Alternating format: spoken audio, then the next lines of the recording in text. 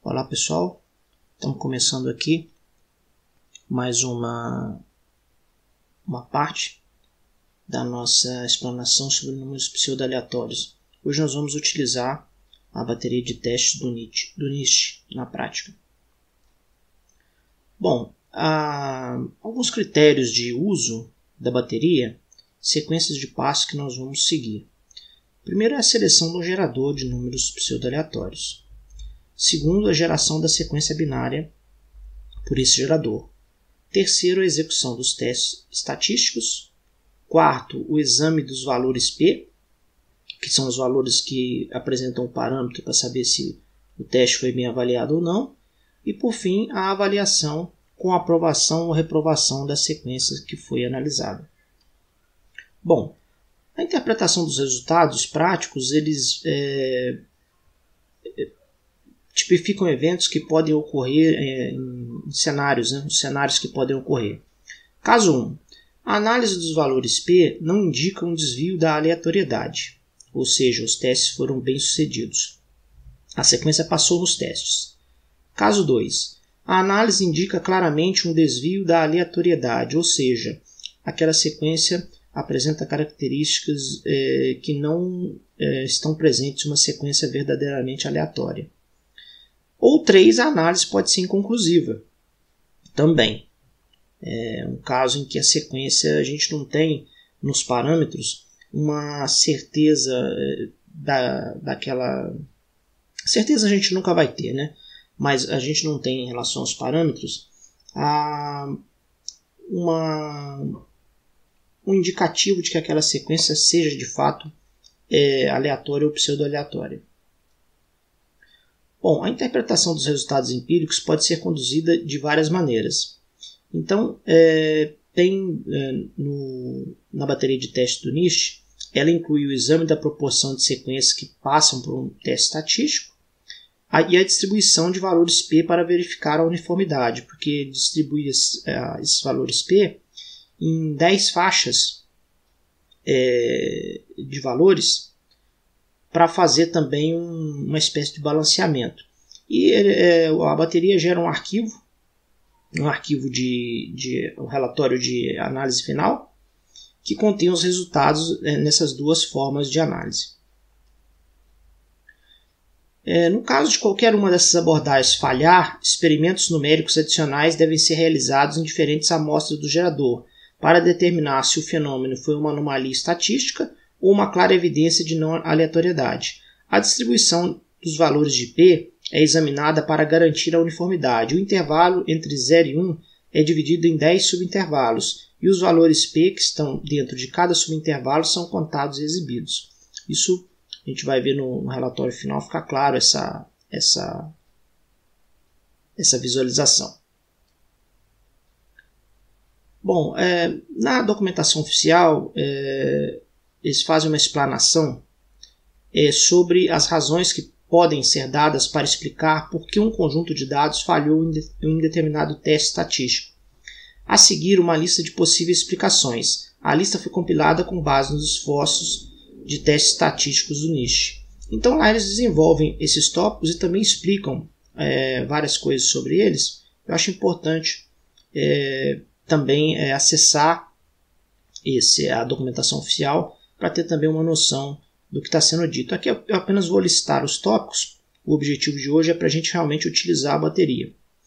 Bom, um teste estatístico programado incorretamente.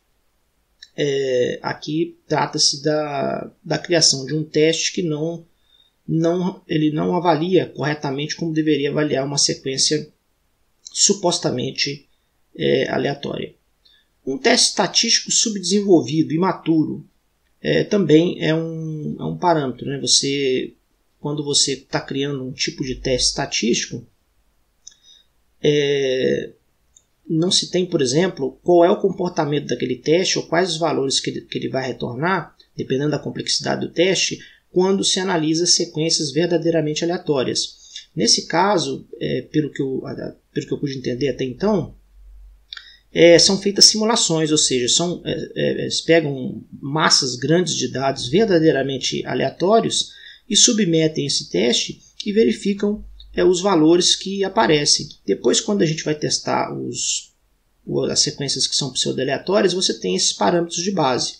Se o teste está subdesenvolvido, ele não está maturo o suficiente, pode ser que essas projeções de valores para sequências realmente aleatórias não sejam exatamente precisas, e isso vai interferir também no resultado do teste.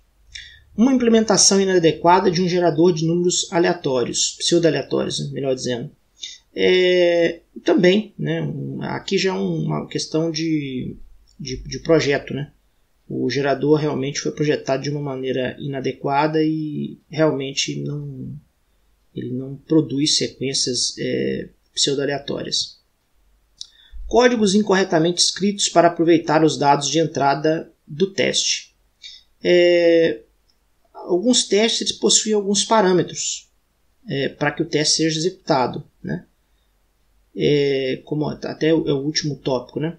Aqui está falando dos códigos incorretamente escritos para aproveitar os dados de entrada do teste. Nesse caso, também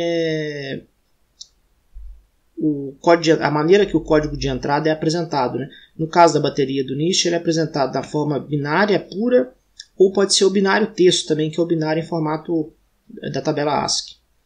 Rotinas matemáticas pobres para calcular os valores P. Bom, aqui ele está falando mais sobre a parte técnica de estatística. Se o teste foi desenvolvido de uma forma que o cálculo desse valor P pode não refletir realmente a aleatoriedade da sequência. Esse é um problema bastante técnico do ponto de vista estatístico. E eu já havia comentado a escolha incorreta para os parâmetros de entrada, né?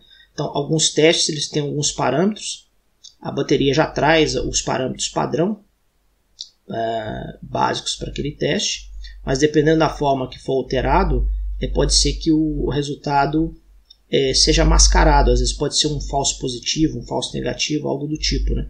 Porque o teste foi projetado para trabalhar com determinadas faixas de parâmetros e é importante se ater a isso também. Bom, aqui nós temos o download e a estrutura de diretórios da bateria. Eu vou depois deixar na descrição aqui o link para baixar a bateria de testes. E aqui ele tem uma estrutura de diretórios com fontes e o diretório de experimentos, que é o que a gente mais vai trabalhar. E a bateria também ela funciona, pode ser compilada no Windows ou no Linux. Eu consegui compilar no Windows e no Linux. Basta você editar lá o arquivo. No caso do Windows, você tem que baixar o Make, né, que é o arquivo que faz a compilação do Makefile, que é esse cara aqui. Você tem que baixar esse cara para poder compilar para o Windows, porque ela não vem compilada. Bom, e a documentação também, que eu já havia mostrado. Eu vou deixar também na descrição aí o link exato, como está sendo apresentado aqui, para baixar a documentação, que é muito rica e tem muita informação pertinente que a gente pode utilizar. Bom, aqui algumas referências, basicamente do nicho também. E eu vou abrir aqui no browser a página aqui onde você vai baixar, né, a bateria de testes. Tem aqui o link de download, você vai baixar um arquivo compactado, esse arquivo aqui, descompactar e depois compilar a bateria de testes. Aqui na outra aba nós temos aqui a documentação que eu já havia mostrado num outro vídeo, que é a documentação oficial da bateria. Bom, então vamos lá, vamos fazer umas experiências aqui. Eu peguei aqui aquele nosso conhecido método do quadrado do meio e estou pedindo para ele gerar aqui, só que eu estou trabalhando com uma semente de 128 bits. Ou seja, um número que vai de 0 até 2 elevado a 128 menos 1. Eu fiz aqui pequenas adaptações no código, só para ele, em vez de eu trabalhar com um número de 10 dígitos, né, que é o método quadrado do meio, eu trabalhar com um número de 128 bits para dar uma variação maior do meu universo de números. Mas, porém, a lógica continua a mesma. É pegar o número, elevar ao quadrado, pega a parte central, gera um novo número e grava no arquivo. Eu estou gravando aqui no formato binário puro, que é, na linguagem Julia, essa seria um inteiro sem sinal de 128 bits, e o módulo aqui é de 2 a 128, para não estourar o tamanho da palavra, né? Eu tiro o módulo daqui, apenas isso, mas a lógica do teste fica a mesma. E gerar 3 arquivos aqui, teste 01, teste 02 e teste 03, com sementes. Aqui eu peguei uma semente mais ou menos aleatória. Aqui eu peguei a sequência de 1 a 9 duas vezes e aqui apenas a sequência 1, 2, 3, 4, 5. Para a gente testar e ver como que vai se comportar essas experiências nossas aí. Então vamos lá. A bateria do NIST, você inicia o arquivo que está lá, é o arquivo access, né? De acesso, de avaliação. Então esse arquivo aqui eu estou trabalhando no Linux, já está compilado para Linux e também eu tenho uma compilação aqui para Windows.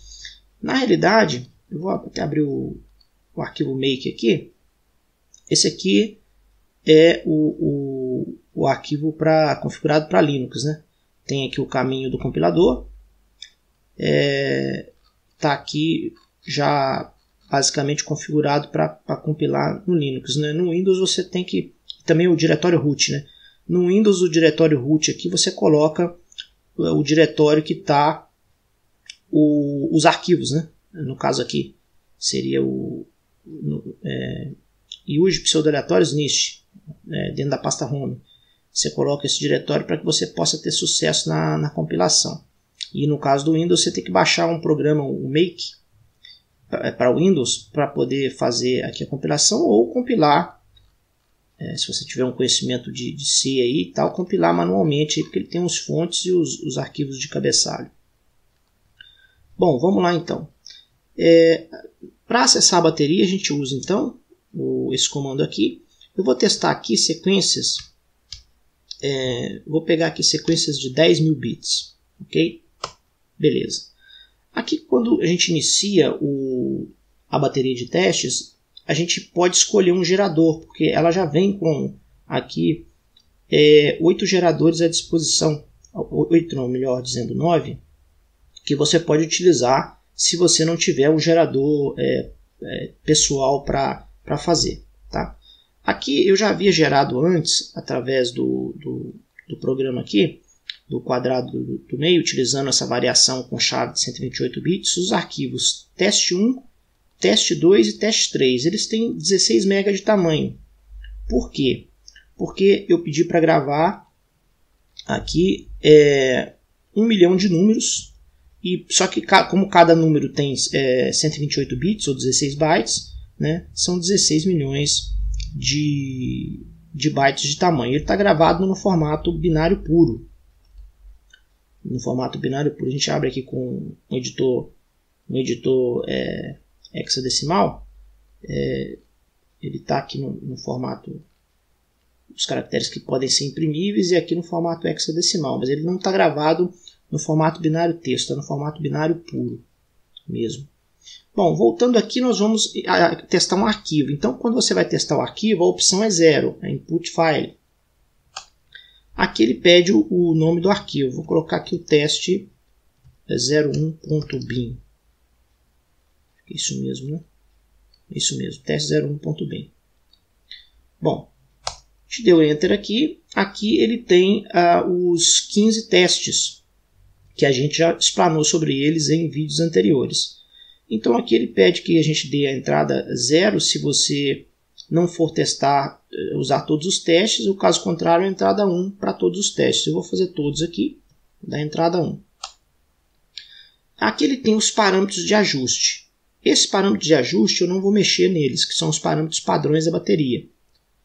Vou colocar aqui 0, então não vou mexer nesses parâmetros. E depois ele pergunta qual que é o número de sequências que você vai testar. Eu tinha colocado aqui em cima sequências de 10.000 bits. Eu vou testar 10 sequências, totalizando 1 milhão de bits. Vou testar 10 sequências de 10.000 bits. E aqui no final ele pergunta, o arquivo de entrada está no formato ASCII, ou seja, no formato binário texto, que é zeros e uns, quando você abre ele no editor de texto, ou está no formato binário, onde cada byte representa 8 bits de dados. No meu caso aqui ele está no formato binário, vou entrar com a sequência 1. E aqui ele já fez o teste das 10 sequências de 10.000 bits cada um. Quando você descompacta o arquivo, ele tem essa estrutura aqui. E tem uma pasta, a pasta experimentos, né? Tá aqui, ó. E dentro dessa pasta experimentos ele tem uma pasta para cada gerador, os geradores que ele tem para fazer testes. No nosso caso aqui, ele tem essa pasta, teste do algoritmo, que é o que a gente está testando um arquivo à parte, né? Que a gente gerou através do nosso gerador aqui do quadrado do meio. Ao abrir aqui a pasta, ele tem aqui dois arquivos. Logo na raiz, ele tem aqui uma pasta para cada teste e tem os dois arquivos que são o relatório final e o análise de frequência. Vamos abrir aqui a análise de frequência primeiro. A gente percebe aqui que das 10 sequências de 10.000 bits que a gente testou, os valores aqui que seria mais ou menos 5.000 para cada um. Seria uma análise de frequência simples, né? Ele apresenta aqui, a gente vê que existe realmente um balanceamento entre o número de zeros e o número de uns da sequência. Ao abrir aqui o relatório final, ele apresenta os testes, né, feitos aqui e os resultados dos valores P. Excetuando aqui esse valor, esse teste da execução randômica e da variante da execução randômica, ele só é efetuado para sequências de mais de 1 milhão de bits. Necessita de mais de 1 milhão de bits, então por isso que aparece aqui vazio. Bom, vamos voltar aqui em cima para a gente analisar aqui. Por exemplo, esses valores de C1 a C10 é aqueles valores, aquela faixa, esse valor P, ele é dividido em 10 faixas. Então, para cada faixa, aqui conta-se quantas vezes ele apareceu. Por exemplo, na faixa 1, ele não apareceu nenhuma vez. Na faixa 2, 2 vezes. E assim sucessivamente aqui para as outras faixas. Aqui nós temos o valor P final. E aqui a proporção de 10 sequências ele passou nas 10. No teste de análise de frequência. Aqui tem um teste referente. O teste, por exemplo, do bloco, né, da análise do bloco de frequências no bloco, ele também passou aqui também em 10 amostras de 10. Né? Aqui, por exemplo, nesse teste, ele passou em 9 amostras em 10. Falhou em uma, como também falhou aqui, como a gente percebe, em outras amostras aqui. Aqui falhou em 2, né? 8 de 10 no teste de sem sobreposição, modelo sem sobreposição. Aqui também tem algumas falhas, 8 de 10. Quando a gente vai descendo aqui, a gente percebe aqui que ele coloca um asterisco, aqui por exemplo 7 de 10, porque nesse caso, para esse teste aqui, foi reprovado. Foi reprovado porque ele poderia reprovar somente em 2 amostras, acabou reprovando em 3. Por isso que ele colocou esse asterisco aqui. Aqui também, por exemplo, no teste, esse teste aqui, o teste universal seria um teste de compressão. Esse teste aqui também não foi bem sucedido, pelo menos aqui com o que ele apresenta aqui, o valor não foi bem sucedido.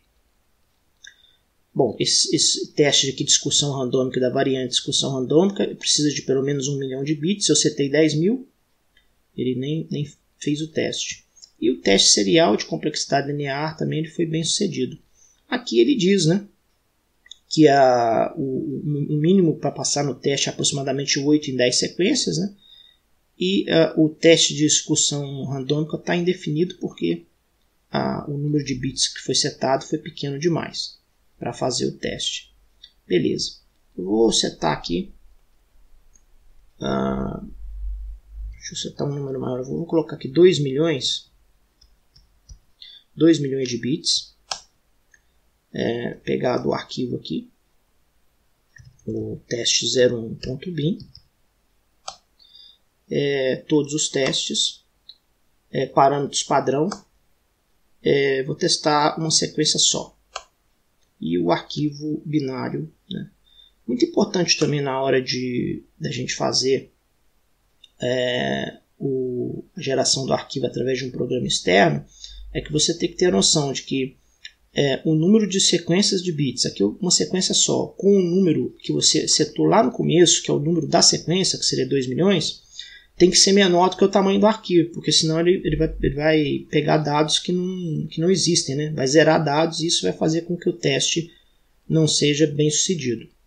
Bom, atualizando aqui os arquivos de saída, teste01.bin, 2 milhões de bits, seria mais ou menos 1 milhão para cada um, você vê que os valores estão muito próximos realmente. E no relatório final, quando a gente pega aqui a sequência, a gente percebe os valores aqui, a distribuição dos valores nas faixas, né? Ele não está preso numa faixa só, você vê que os valores estão distribuídos. E pelo que a gente vê aqui, na maioria, aqui não passou, mas na maioria dos testes ele foi bem sucedido. Veja bem aqui que agora ele já mostrou o teste de discussão randômica e o teste variante da discussão randômica que não havia mostrado porque não tinha dados para isso. E o teste universal, que também é o teste de compressão, também precisa de uma massa de dados grande. Então aqui ele foi realmente bem sucedido. Em geral, pelo que a gente vê aqui, apesar de ser uma amostra só, o arquivo se comportou bem para esse teste. Vamos testar agora o segundo arquivo, que é o teste 02. Vou continuar aqui em 2 milhões de bits para pegar todos os testes. Vou colocar aqui o teste 02.bin, que também foi gerado pelo nosso método do quadrado do meio, porém com uma semente um pouco fraca, uma semente repetida, uma semente fraca. Vamos ver aqui como que vai se comportar, aqui eu deixo os parâmetros padrão, como que vai se comportar o resultado do teste para a segunda amostra, né? Aqui, por exemplo, ele já deu aqui uma mensagem de erro, que significa que já tem aqui um problema, já existe aqui um problema. Vamos olhar aqui na nossa... Veja bem, olha aqui o desastre, né, que foi o mesmo algoritmo, tá? Eu gerei aqui o 01, o 02 e o 03. O 02 aqui com dois números repetidos, seguidos, a sequência de 1 até 9. Veja bem o que aconteceu. A sequência ela tem quase toda de zeros e tem apenas 46 valores 1. Na hora que vai fazer aqui, você vê o desastre completo, né? Não passou em nenhum teste. Nenhum teste de discussão randômica, apesar do tamanho, não conseguiu nem coletar os dados para fazer os testes, né? Testes mais complexos, como esse aqui, eles necessitam que os dados tenham determinadas estruturas. E isso não ocorreu aqui. Vamos testar então o 03, que é uma chave mais fraca ainda. Teste 03.bin binário. Todos os testes, ok. Número de sequências 1, beleza. Aqui também a mesma coisa. A bateria já informou aqui um erro, provavelmente de dados que ela não conseguiu coletar. Ao vir aqui na análise de frequência, o resultado é terrível, né? Totalmente errado. E no terceiro ponto aqui também, não passou em teste nenhum. Não passou em teste nenhum. Quando a gente vê o porquê disso no arquivo, vamos tentar abrir o arquivo aqui. Vamos pegar aqui o arquivo 02, vamos abrir ele aqui com isso aqui. Veja o que aconteceu. Devido à estrutura e do tamanho, né, dessa sequência dessa chave de 128 bits, o método quadrado do meio ele trabalha com multiplicação. Trabalhando com multiplicação, se você, a partir do momento que você alcança zero, você não consegue sair mais dele. Veja bem, o arquivo está todo zerado, então a bateria reprovou esse arquivo. O mesmo aconteceu também no arquivo 03. Quando a gente abre aqui, o arquivo já está zerado. Na hora que você fez o quadrado e pegou a parte central, ele já está zerado de cara, então não tem como passar. Quando se utiliza aqui, no caso, uma chave maior, nós temos aqui valores bem diferentes aqui, né, em hexadecimal, mostrando aqui para vocês, certo? Bom, basicamente esse é o uso da bateria de teste do NIST. Eu vou deixar na descrição aqui os links de download, que eu mostrei aqui no vídeo, e a gente se encontra então no próximo vídeo para a gente dar sequência, né, nessa nossa playlist sobre números pseudo-aleatórios. Um abraço a todos e até o próximo vídeo.